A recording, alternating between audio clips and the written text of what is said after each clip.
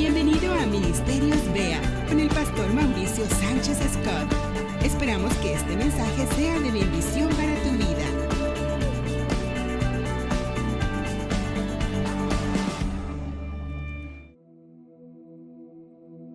Ya se va enero, el primer mes del año. Ya se nos fue. ¿Cómo sigue usted en su propósito de año nuevo? ¿Ya también se fue? ¿O sigue todavía en la batalla? Y seguimos en la batalla, ¿amén? Yo le voy a pedir a los servidores que por favor empiecen a servir, a repartir el pan y la copa. Les recuerdo que es una celebración solemne de las pocas ordenanzas que dejó nuestro Señor Jesucristo para su iglesia. Sabemos que el pan representa el cuerpo y la copa la sangre de nuestro Señor Jesucristo, de la cual todos debemos tener parte si es que deseamos tener parte con Él en el reino de los cielos. Sin embargo, no debe de hacerse de una forma irreflexible. Jesucristo enseñó que debemos examinarnos a nosotros mismos antes de comer el pan y beber de la copa. Le pido a los diáconos también que nos detengan un poquito a la gente que está llegando ahí en la puerta, por favor, porque es una celebración solemne. Es muy importante el que nosotros reflexionemos, porque esta es una oportunidad que nos da el Señor para ponernos a cuentas con Él. Hay cosas que tenemos que dejar de hacer que no estamos dejando de hacer. Y justo para esto es eso, para que reflexionemos en el tremendo sacrificio que hizo nuestro Señor Jesucristo. Porque la salvación es por gracia, y eso nos suena gratis. Pero es gratis para nosotros, no fue gratis para Él. Dio hasta la última gota de su sangre, como para que nosotros sigamos viviendo de una manera vana, como si no fuéramos hijos de Dios o sin propósito. Por eso nos vamos a tomar un minuto, cada uno de nosotros, en lo íntimo de nuestro corazón, para reflexionar acerca de nuestro pecado, pedir perdón por él a Dios, conviccionarnos a cambiarlo, a perdonar también a aquellos que nos han lastimado y nos han herido, y entonces sí, poder tener parte con el pan y la copa con una conciencia limpia. Vamos a tomarnos ese minuto.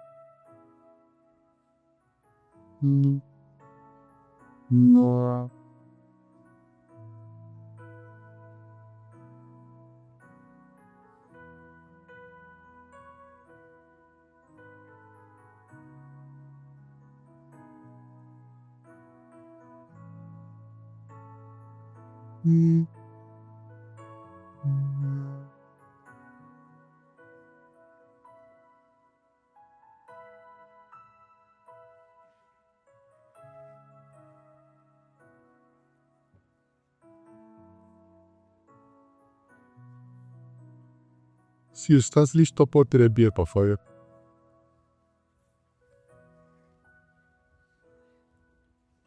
Porque yo recibí del Señor lo que también os he enseñado. Que la noche que fue entregado, tomó el pan, y habiendo dado gracias, lo partió y dijo: tomad, comed, este es mi cuerpo que por vosotros es partido. Hacer esto en memoria de mí. Comamos.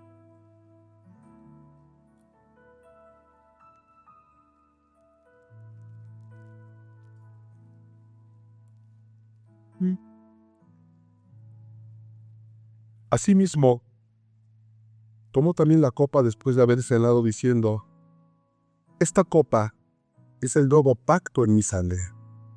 Haced esto todas las veces que la bebereis en memoria de mí. Comamos.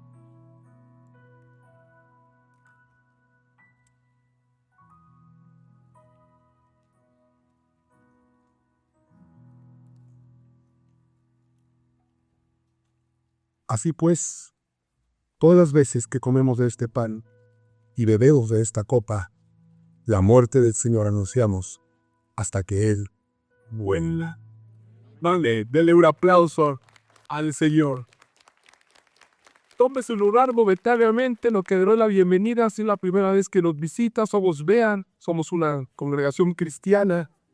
Predicamos la palabra de Dios, estamos convencidos que en ella Dios ha derramado su voluntad y su plan para cada uno de nosotros y predicamos con la palabra de Dios en la mano. Esta es tu casa. Creemos también que somos una familia espiritual conformada por creyentes en nuestro Señor Jesucristo y en la obra salvífica que llevó a cabo en la cruz. Y como tal, procuramos comportarnos y también conectarnos. Así que siempre antes de iniciar la predicación, nos ponemos de pie y nos tomamos un minuto para saludarnos con nombre y apellido, para irnos conectando como congregación. Vamos a tomarnos en la pantalla y vas a descargar en tu dispositivo los versículos bíblicos de este mensaje que lleva por título Huertos y Jardines. Todo mundo debe de tener la Biblia en la mano. Y si ya todo el mundo la tiene, pues vamos a declarar, vamos a conviccionarnos para recibir una revelación de parte de Dios. Tomamos nuestra Biblia, la ponemos en alto como símbolo de autoridad y declaramos con plena conciencia: esta es mi Biblia y es La palabra de Dios, única, fiel, verdadera, abriré en mi corazón, para que perfeccione, pipile fortalezca y eterna vida. En el precioso nombre de Jesús. Amén. Y ahora sí, aquí el aplauso más fuerte es para nuestro Señor Jesucristo. En la Escritura, Dios se revela ante nosotros con roles y oficios humanos. Dios, que es incomprensible, que es tan grande que no nos cabe en la mente, Él se nos va a revelar a lo largo de toda la Biblia con diferentes roles y diferentes oficios humanos para que nosotros podamos comprender, para facilitar la comprensión de ciertos aspectos de su carácter y de su plan para nosotros. Por eso es que en la Biblia lo vemos como pastor, como rey, como carpintero, como alfarero, como juez, como médico, como arquitecto, como abogado, como guerrero, en fin, una enorme cantidad de roles y de oficios. El primer rol por el cual Dios se revela a la humanidad en la Escritura, y es el que con mayor frecuencia va a utilizar, es el de padre. Dios, que podría revelarse como presidente, como todo lo que es rey soberano, y todo eso es, Él principalmente quiere que lo veamos como un padre. Esa figura es lo que más se parece al carácter de Dios y a la voluntad de Dios para con sus hijos. Y es el primer rol que Él asume, con el que se revela. ¿Cuál es el primer oficio con el que se revela? ¿Alguien sabe? ¿Cuál habrá sido? Carpintero. Vamos a la Biblia. Para eso está la Biblia. Vamos a ver qué nos enseña la Biblia. ¿Vamos a dónde? Pues al libro de los principios, Génesis. Génesis capítulo 2, donde vamos a ver cómo Él revela primeramente su rol como padre y luego el primer oficio con el que se va a revelar. Génesis capítulo 2, verso 7 en adelante dice: entonces Jehová Dios formó al hombre del polvo de la tierra y sopló en su nariz aliento de vida, y fue el hombre un ser viviente. Aquí Dios se revela como un padre que da vida. ¿Y qué hace después? Inmediatamente después, en el verso 8, y Jehová Dios plantó un huerto en Edén al oriente y puso allí al hombre que había formado. ¿Cuál es el primer oficio? Jardinero. Jardinero. Jardinero. Dios ama los jardines. Usted se va a dar cuenta hoy cómo Dios ama los jardines. Ahora, vamos a poner atención, porque aquí hay algo que luego no nos damos cuenta.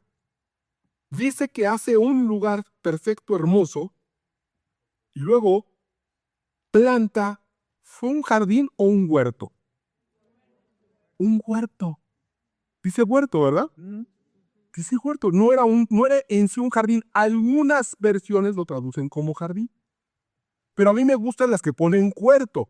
¿Por qué? Porque es más exacta la traducción. Porque hay una diferencia entre un jardín y un huerto. No es exactamente lo mismo. Un jardín es decorativo. Su propósito, el propósito de un jardín es ser recreativo. Están diseñados para ser espacios agradables, con plantas ornamentales. Eso es un jardín, pero un huerto, el huerto, su propósito es productivo. Y le digo, está la enorme diferencia, se parecen, pero hay una diferencia. El huerto es productivo, está destinado al cultivo. Y entonces fíjense, Dios hace todo un paraíso. El paraíso era toda la creación, ¿eh?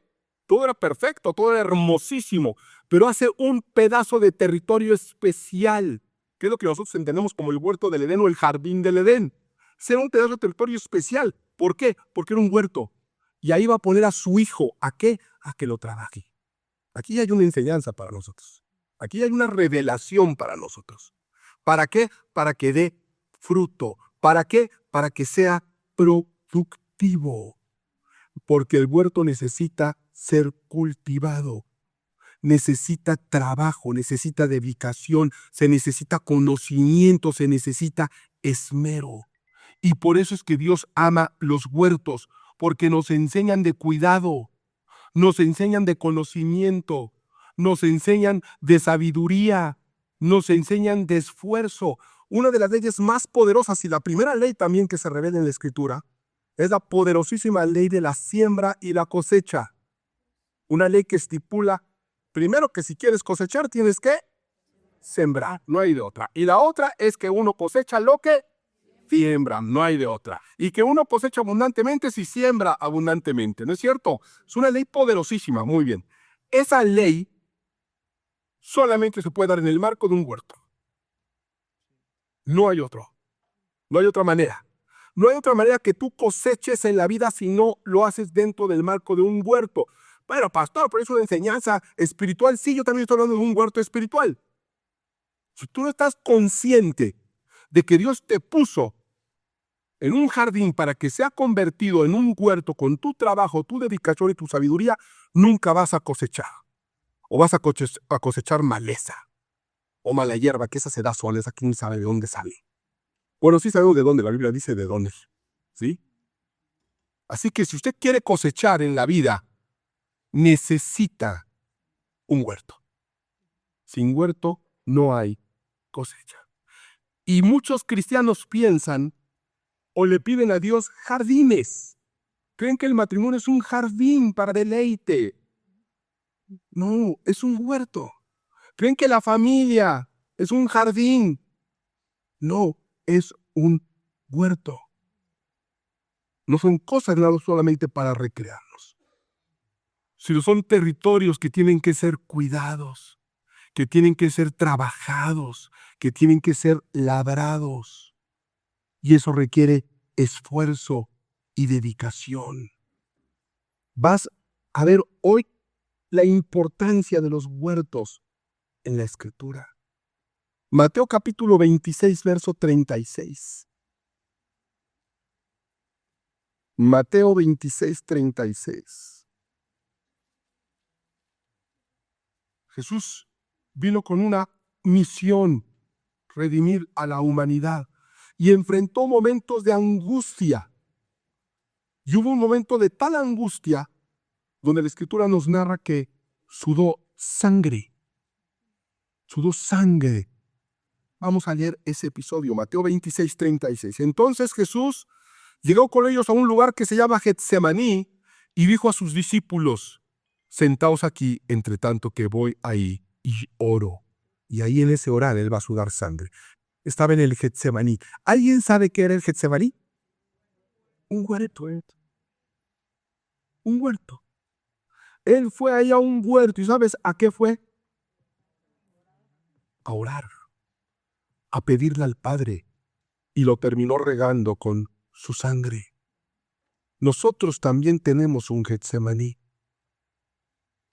Huertos de lágrimas pueden ser hijos rebetes, pueden ser una familia alejada de Dios, un problema de salud, un problema financiero, un lugar que alguna vez fue un jardín hermoso, pero que hoy es un lugar inerte, un lugar quermo, un lugar desolado.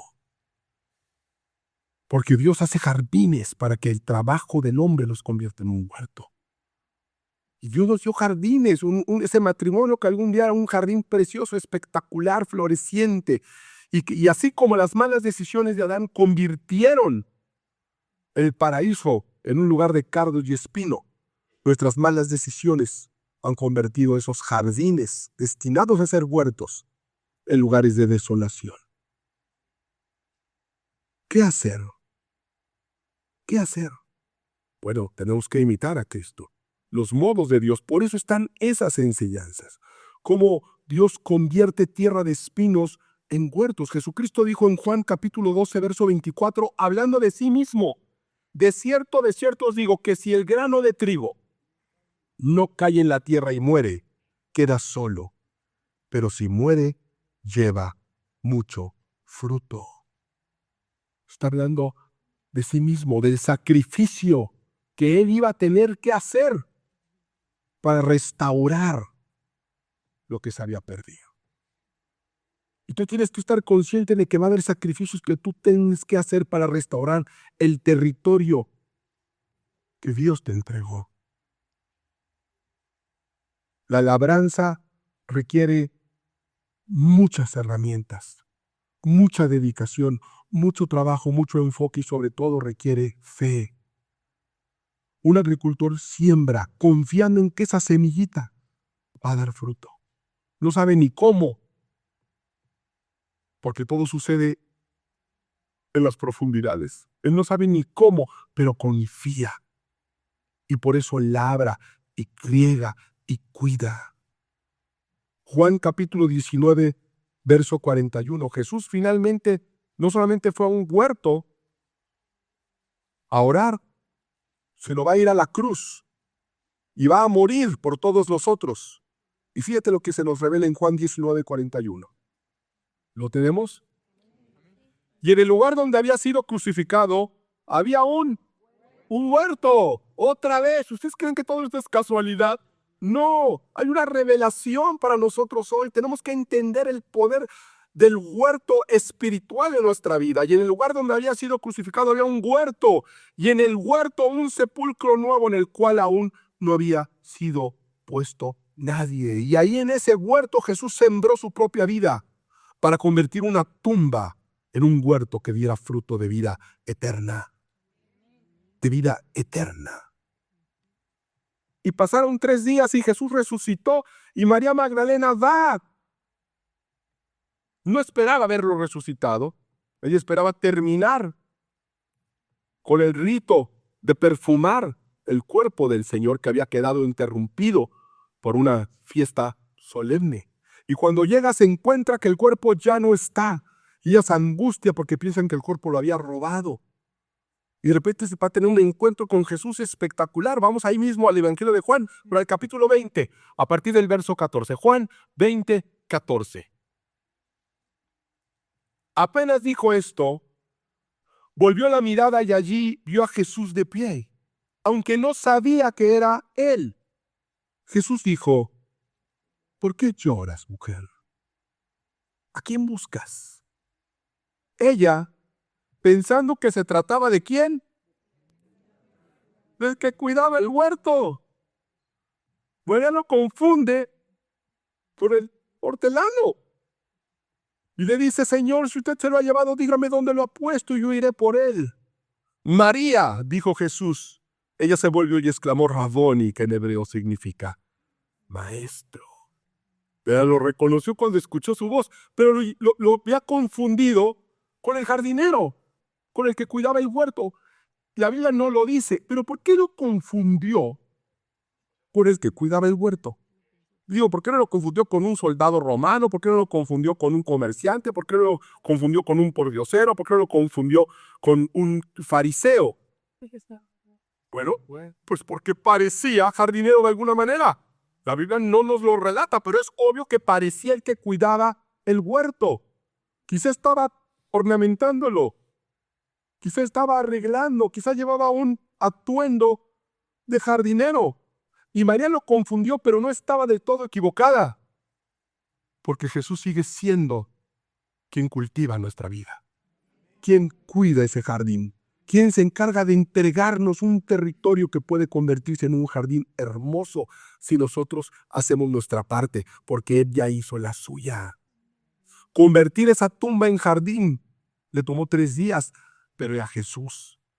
A nosotros convertir estos territorios llenos nos puede ser que nos tomen 3 años o décadas, pero está garantizado que si nosotros hacemos nuestra parte, Dios hará la suya.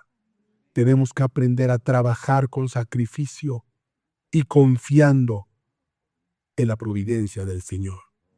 Y cuando no tenga de qué tomarse, de qué agarrarse, así como un campesino que ya sembró la semilla y ya no ve nada porque todo está sucediendo en lo oculto, aférrese al Salmo 126, verso 5 en adelante, que dice, y pon mucha atención, iglesia, los que siembran con lágrimas cosecharán con alegría. Denle un aplauso al Señor. Y usted siembra con lágrimas, pero está sembrando en el huerto que Dios le dio. Hay una promesa de parte del Señor Todopoderoso que nunca ha mentido. El que siembra con lágrimas cosechará con alegría. Lloran mientras llevan el saco de semilla, pero regresan cantando trayendo la cosecha. Aunque enfrentemos momentos de dificultad, aunque enfrentemos momentos de dolor, si perseveramos y confiamos en Dios, llegará el tiempo de la cosecha.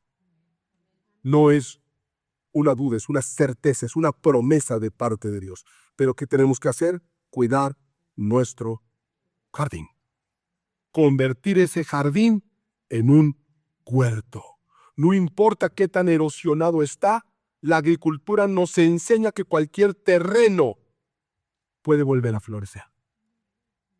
Y nos lo enseña en lo natural, en el desierto. Eligió un pueblo que ha vivido en el desierto y en el desierto ha florecido. El desierto los ha bendecido. Así que cuida tu territorio, porque Cristo cuida de ti. Isaías 58:11, Jehová te pastoreará siempre, y en las sequías saciará tu alma. Y dará vigor a tus huesos, y serás como huerto de riego, y como manantial de aguas, cuyas aguas nunca faltan. Amén. Jehová nos pastorea. Y Él sabe que hay tiempos de sequía. Pero en los tiempos de sequía Él va a saciar nuestra alma. Da vigor y fuerza a nuestro espíritu. Y da la promesa que seremos como huerto de riego. Y esto lo repite una y otra vez. Lo dijo por medio de Isaías. Lo dice por medio de Jeremías 31:12. Y vendrán con gritos de gozo en lo alto de Sión.